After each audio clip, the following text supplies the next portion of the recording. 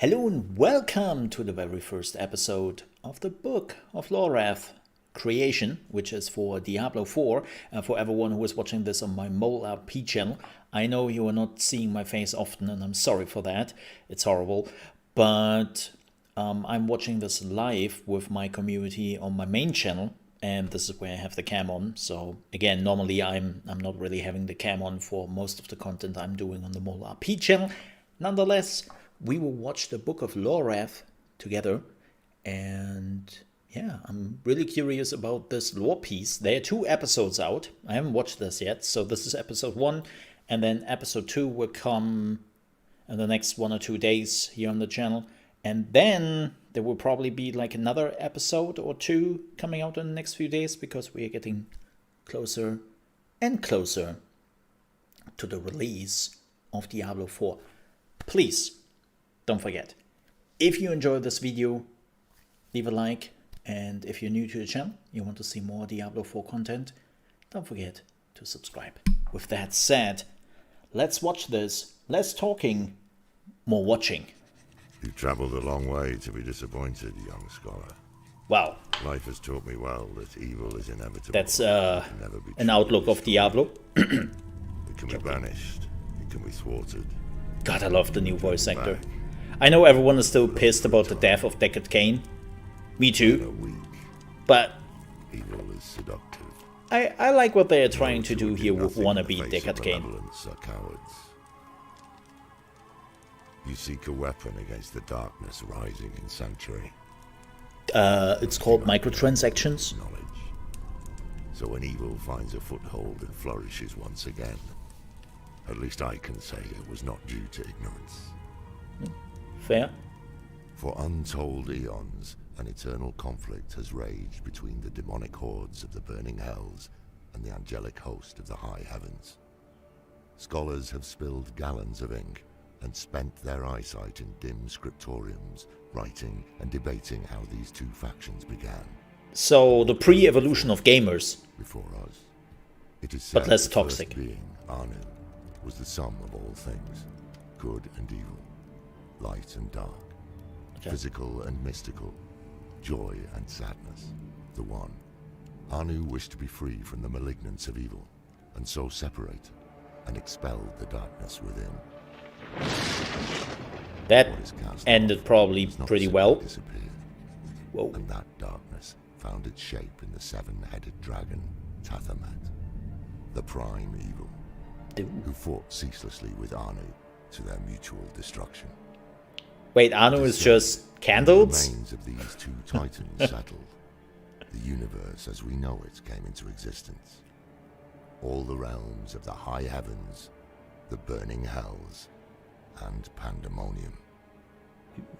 Tathamat's blackened husk gave birth to the burning hells, and each of the 7 heads transformed into the 7 great evils, each with dominion over their own realm.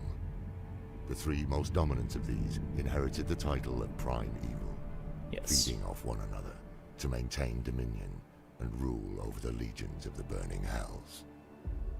There was Mephisto, Lord of Hatred, intelligent and cunning, father of Lucian and Lilith. The 14-year-old in me giggled by the name. Lord of Destruction, corrupter of the World Stone. And Diablo, Lord of Terror. As Deckard Cain once wrote, for as long as man fears the dark, Diablo will remain the most insidious and, I would argue, the most powerful of all the evils. But not necessarily the most smartest of them. No less dangerous to the people of Sanctuary, and not to be discounted on the basis of their title. Underestimating their capabilities and Ariel is one? Interesting. Is a sure path to our destruction. What's this? Belial. Oh, Belial. Lord of Lies. Uses poisonous untruths to create an ever Actually, the CEO of Activision Blizzard. Juriel, Lord of Pain, revels in the cacophonous screams of those in physical agony. Even demons are no stranger to his torment. Andariel, the Maiden of Anguish, is the counterpart of Juriel, whereas he delights in bodily torment.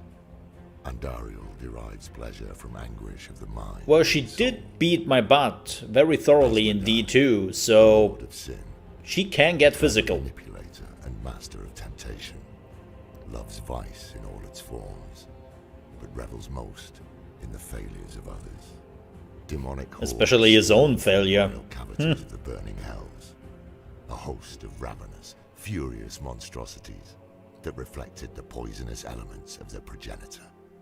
There are demons beyond counting in the burning hells. At the center of the high heavens lies the... I wonder who we'll see in Diablo 4. We know that Andariel is there. We know that. And Lilith, of course. Created, embodying an aspect of what Anu had once been. The purest of these become archangels, and 5 rose above the rest to lead the host of the high heavens. Imperius, Archangel of Valor. Yeah, a brilliant tactician that who one. commanded the warriors of heaven and led them into battle with hell, but whose pride has led to much destruction. Tyrael, former Archangel of Justice. I am so who curious to abandoned see what the happened to image of him. dedication to justice and took up the aspect of wisdom instead. He supported the many causes of humanity, renounced his angelic nature, Yeah, he became and mortal, fell to earth as a mortal. but Sanctuary would have fallen to darkness long ago without his aid. that doesn't mean he is now dead. Creator of Sanctuary served under Tyrael and was an advisor to the council until he rebelled. Oriel, the Archangel of Hope, who embodies the shining light of a bright future and sees the I potential wonder if for we see good in more all of her. things, but who is no less a warrior than the others, dispatching those who spread despair and darkness. She is said to lead the chorus of the high heavens in harmony. Ethereal, the Archangel of Fate, who comprehends the tangled web of fate and time, though the future of humanity remains obscure to him, unseeable, because we are not of the natural order of creation. He's not very helpful, isn't he? Malthael, Ah, the former Archangel of Wisdom, who fell to darkness and brought ruin to Sanctuary when he abandoned the aspect of wisdom and took up the aspect of death. yeah. I encountered him once, long ago. 50% of the world population just Few who met him after his snapped out of transformation existence. survived. After all, no one can stop death. He did go These like 5 full archangels Thanos. formed the Angiras Council and ruled heaven in harmony until Malthael abandoned heaven. The council fell to confusion and dissension. Their unity diminished.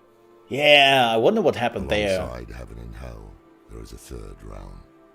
And this is where our next story begins and ends. Where Anu and Tathamed slew one another, the violence scarred the cosmos and birthed the plane of pandemonium.